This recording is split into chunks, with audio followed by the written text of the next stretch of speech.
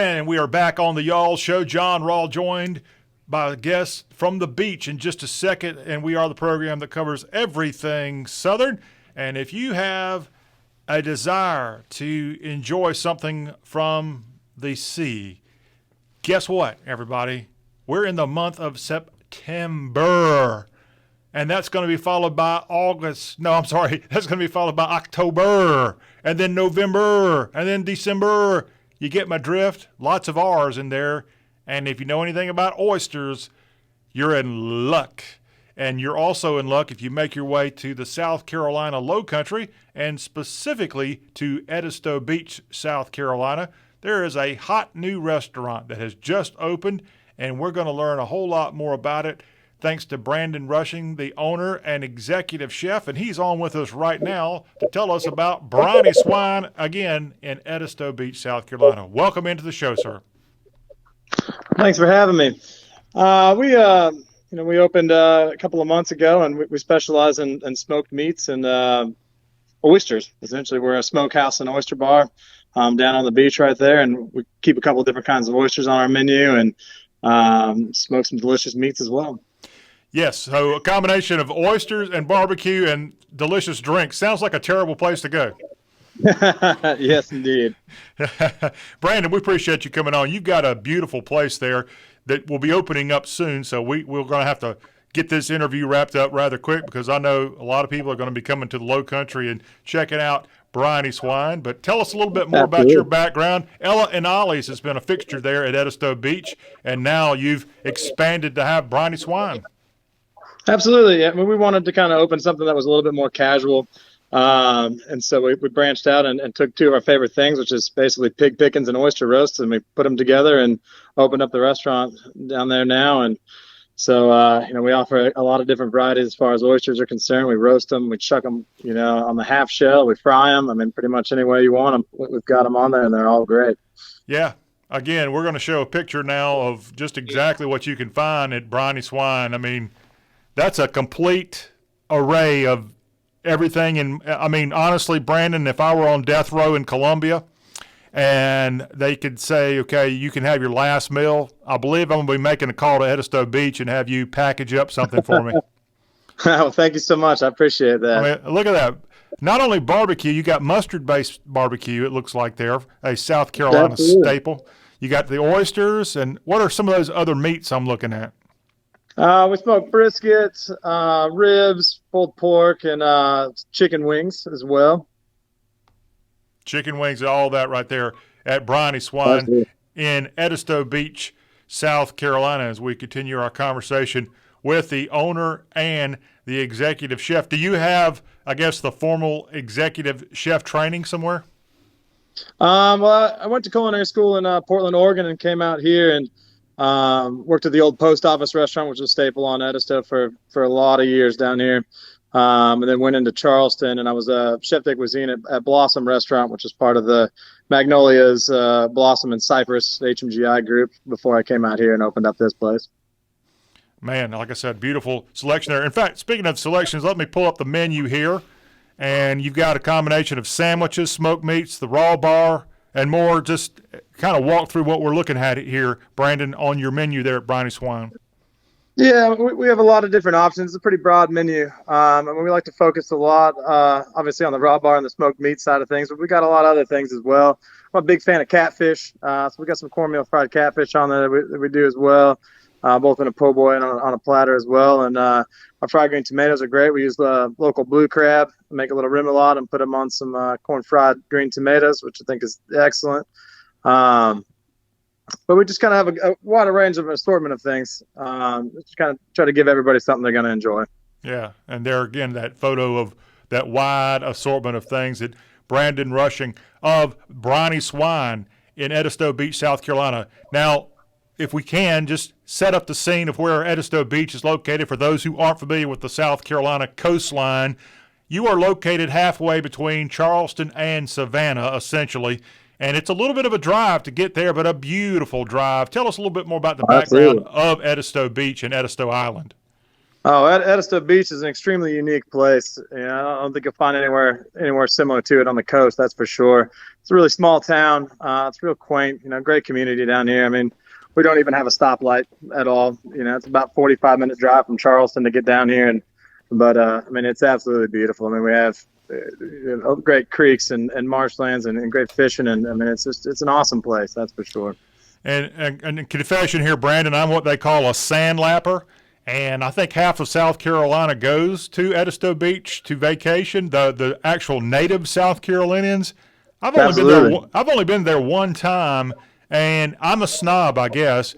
At the time I only went there because a friend has a beach house there. But you just mentioned you don't even have a stoplight there, so there aren't 1,000 things to do when you go to Edisto Beach compared to, let's say, Myrtle Beach. But now that I've gotten older, I kind of like the idea of Edisto Beach a whole lot more. Oh yeah, it's a great place to just sit and relax. I mean, if you want to get out of town and just come down and take it easy, it's the place to do it. Nobody's going to bother you, and time slows down a little bit. It's kind of nice. All right, everybody. Again, this is in Edisto Beach, South Carolina. It's Briny Swine, and where can people, if they make it down, if they're fortunate enough to get down to the beach, even in the months of, let's say, October, November? Are you going to be open throughout the next couple of months, winter season, which isn't exactly the prime vacation time, I assume, for tourists to come to the beach because it gets a little cold out there in that Atlantic Ocean? What is your schedule, sir?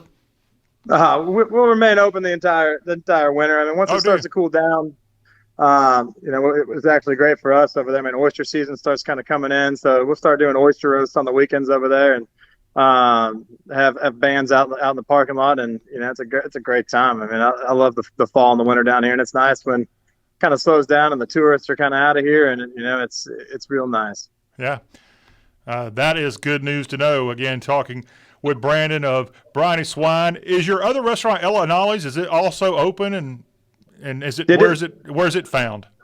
So it's actually located right across the street from Briny Swine and the Wyndham Resort over there on the golf course. Okay. And what's the difference between your menus at the two restaurants?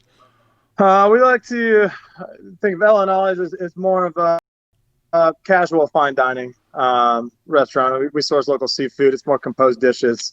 Some more of what you would see in downtown Charleston.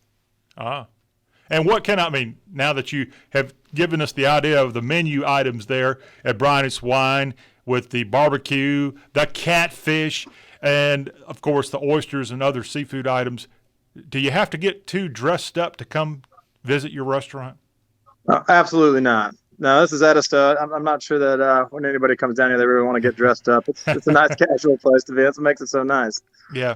And as I mentioned to start the interview with you, this is a month where oysters seem to be a good time to catch oysters. How's the oyster season going right now? It seems to be just kind of cranking up right now. Once the water temperature starts to get a little bit colder, they'll start really harvesting the nice clusters, and that's when we'll start doing our oyster roasts and things like that. And for right now, though, we are able to still source some excellent local oysters down here from a company called Low Country Oyster Company that's just right around on the other side of the island from us, in front of Otter Island, which is probably about 600 yards off the front beach from here.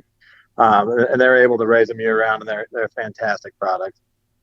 Man, I don't know if I'm going to be able to make it through this interview without booking my airline ticket to Edisto Beach and flying into the Edisto Beach International Airport. Oh, absolutely. It's ginormous.